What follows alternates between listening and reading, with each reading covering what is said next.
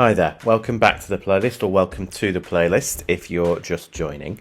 In this section of the networking series, we're going to finish off by looking at the hidden job market and how you can use a networking approach both to find out more about the hidden job market, find out what roles might potentially be available, and get something out of it, whether that's just information and that kind of idea about your next step, or if it's an actual role itself. And you do this by 4 key things that I'm going to examine one at a time. And the first thing you need to do is set a clear goal for yourself. What are you trying to achieve with these discussions and with this networking?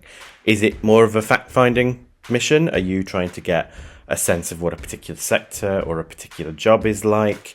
Are you trying to get a sense of how it works, how they recruit, where do you find those roles? Or are you actually trying to find a specific graduate job? And if you can, you want to be smart about these things. Try and set yourself a time limit. When does this need to happen by? What are you trying to do? When's your deadline? Next, you take a second to reflect on your current contacts. Everyone has a network. It's very easy to sit there and think, I don't really know anybody, but all of your family, all of your friends, everybody on your course, everybody that you've met at careers fairs or on LinkedIn or wherever it might be, all of that is your network. So think about that. Do you have anyone in your network? Do you have anyone in your network that might know somebody? Do these people in your network know what your goal is? When you start answering these questions, then you can start following up on an action plan. Asking people, do you have anyone to introduce me to? Sending messages out to your wider network saying, by the way, this is what I'm looking for. If you can make any connections for me, I'd be really appreciative, really grateful. After that, the third thing you need to do is start finding the right people. You're going to be looking for what we would call the hiring manager. So not the person with maybe the job you want, but the step above, the person who's going to be employing that person. So we're thinking managers, team leaders, or professionals with a few years of experience in the industry that you're interested in. We're trying to avoid things like HR, the most senior people, managing directors, and recruitment people in general. Now, in terms of where you can find these people, there's all sorts of places we've already talked about, things like events, careers fairs, but a really easy one to use is social media, specifically LinkedIn, which I'm going to go into a little bit of detail about. Now, LinkedIn is an incredibly powerful tool. You can find all of these people that we've just talked about on there. And it's a really useful tool for networking, for getting that information, mainly because of the fact that it allows you access to all these professionals. There are all sorts of ways to find people on LinkedIn through alumni groups. You are part of the Manchester University alumni group straight away, so that's a really easy place to do it. Direct approaches to these people, UK sector groups, all of this can be really helpful. And if it's something that you're maybe less confident in, we have a playlist specifically dedicated to LinkedIn, how to set up a profile, how to make use of it. Have a look at that if this is something you're maybe not as familiar with as you could be.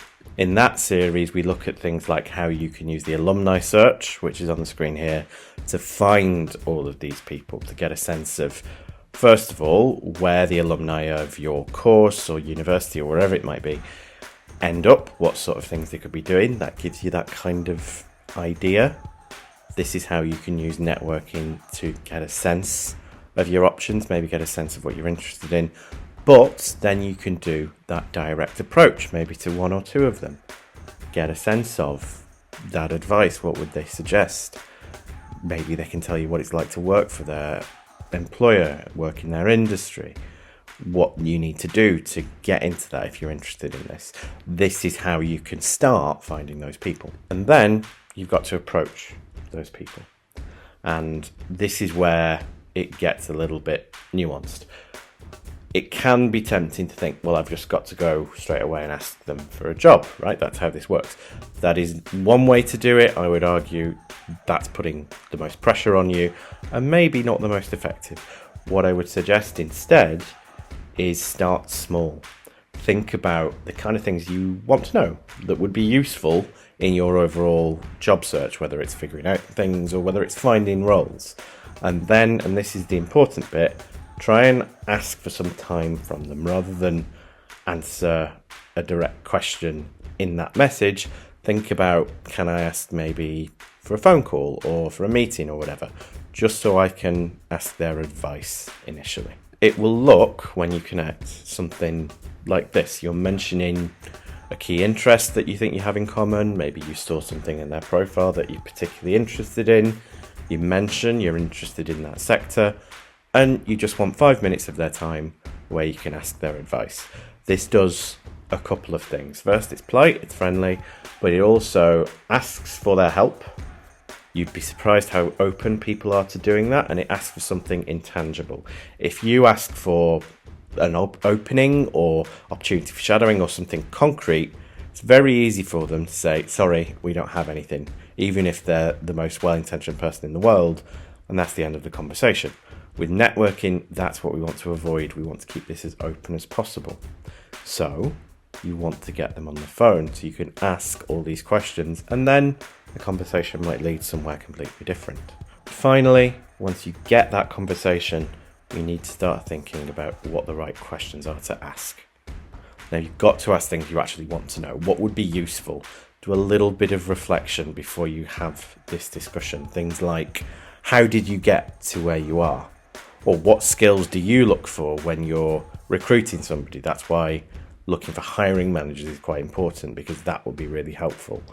Things like, how do you find work experience? Or what should I be doing to get experience in this sector, in this industry? What skills do I need that maybe I don't have? Here's what I'm doing at the moment. Can you maybe point me in the right direction? Maybe I should be doing something slightly different. Using those open questions will keep the conversation going. And then you never know, they might not have anything themselves, but they might know of someone who does, maybe elsewhere in the industry. Or they might have something, and you having this conversation makes them think, oh, actually, we have this coming up in 2 days. Maybe you should apply for it. This is where the networking approach comes in. This is why it's useful. And keeping it open like this keeps the door open to things coming out of the conversation naturally, makes it less forced, much less pressured, and it keeps the door open to future contact. Whereas if you just said straight away, do you have any jobs available? Like I said before, answer could just be no, and that's the end of it. And you've not really got anything out of that. Even if they don't have any specific jobs available, if you approach it from this angle, you're still getting some really useful information that you can apply to your overall job search. All the way through this conversation, you need to have these kind of principles in your mind. You've got to make sure that at the end of this process, while you've got a lot of information out of them, in terms of all the stuff we've already talked about, you've also communicated who you are, what you're interested in and what you're good at, and then that key, what do you want from them? If you're coming out of this conversation, it's really ambiguous, you feel like you've not really got anything, but they've also not really understood why you even spoke to them, that's what we want to avoid. So this is where that kind of idea at the start of setting a clear goal is really important. Because if you have that clear goal in mind and you follow these steps, it will be a much more intentional, much more structured conversation. This is where networking really comes into its own, because it's a little bit of being comfortable with ambiguity. You don't necessarily know what's going to come out of the conversation, but if you approach it in this structured, intentional way, you can be sure that you will get something out of it, whether that is a job, great, or all sorts of information that could be really helpful. Which brings us to the end of the networking series. As we said, it's very much a networking for beginners. It's an introduction. If we were to set you homework at the end of this, things that you actually go away and do, you only get good at networking by doing it. So what I would suggest, use the tips that we've talked about in the LinkedIn section here. Actually reach out to people, do some low-key networking and use it to find out some information about different sectors, about different employers even, and see how easy it is. Because honestly, once you start this process, it does become much easier and less pressured, and you start to enjoy it. So that is what I would really recommend. If you found anything else in this playlist particularly useful, things like the LinkedIn section, we do have a playlist dedicated to LinkedIn. We also have a playlist dedicated to job search strategies, which can again dovetail off some of the networking strategies that we've talked about here. Otherwise, there are all sorts of other playlists that could be helpful, things like CVs, interviews. Please do make use of those. And if we can be of any help, our contact details are on the screen. We might be able to point you in the right direction. Thanks very much for watching and listening. Hope to see you again in another video.